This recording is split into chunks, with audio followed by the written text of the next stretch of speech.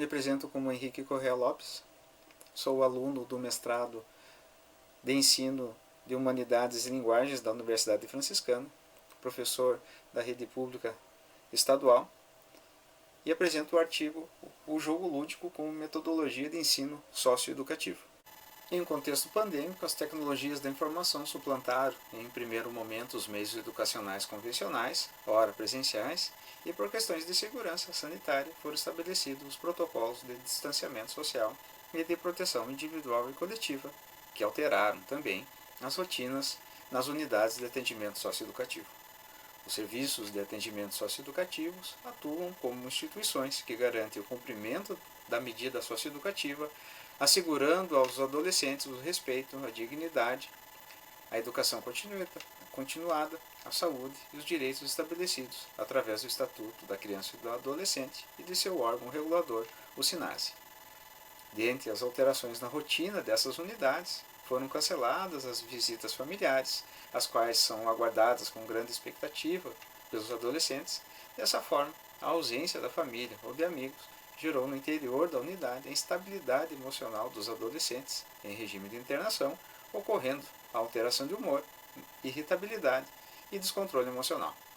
Nesse contexto, foi sugerido a execução de atividades complementares, como a aplicação de jogos lúdicos capazes de despertar o interesse dos adolescentes e enfatizar atividades e habilidades de diversão, de recreação e de desenvolvimento intelectual e cognitivo.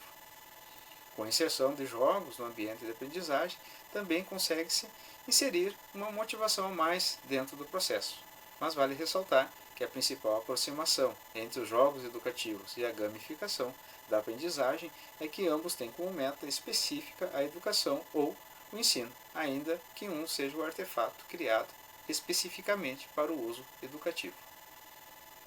Sob os aspectos metodológicos para a aplicação da atividade que aqui está sendo relatada, desenvolvida com alunos de um centro de atendimento socioeducativo, foram utilizados alguns jogos lúdicos que tinham a capacidade de envolver todos os adolescentes. Também foi observada a característica de utilizar jogos que atendessem às regras de segurança da unidade, bem como a distribuição dos adolescentes em grupos que não ultrapassassem os limites de ocupação de cada sala de aula, ou seja, 4 integrantes. O objetivo da aula era aprimorar a criatividade, o raciocínio e o pensamento crítico de cada aluno, estimulando os valores humanos, como a integração, o respeito e a cooperação, além de tornar a sala de aula mais sociável e atuando como um instrumento mediador nas relações humanas. Alguns dos jogos apresentados na sala, como um banco imobiliário, um jogo de tabuleiro, e os quebra-cabeças ou desafios, enigmas, desafio dos 4 T's, tire a argola e desafio da pirâmide.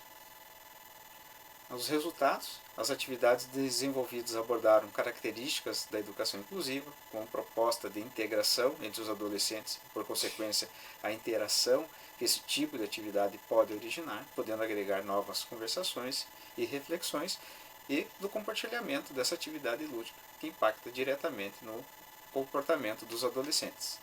As atividades propostas tiveram resultados positivos, tanto no âmbito escolar e educacional, bem como na unidade de atendimento socioeducativo, demonstrando sinais de interação e integração dos adolescentes, mesmo que algum desses adolescentes pertençam a grupos rivais externamente, mas que durante a execução das atividades demonstraram respeito em momentos de cooperação e aprendizagem. Foi constatado que as relações pessoais e interpessoais sofreram alterações, muitas vezes demonstradas por ações extrovertidas, além de contribuir para um ambiente mais agradável, sociável, sem hostilidade, mesmo que por um período temporário.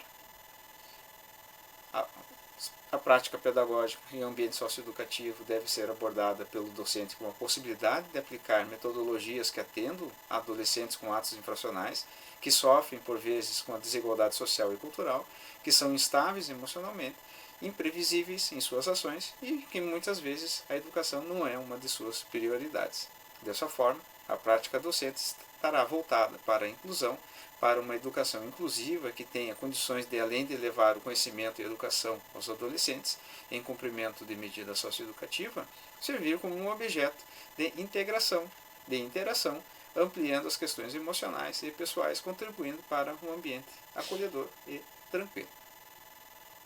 Essas são as minhas referências.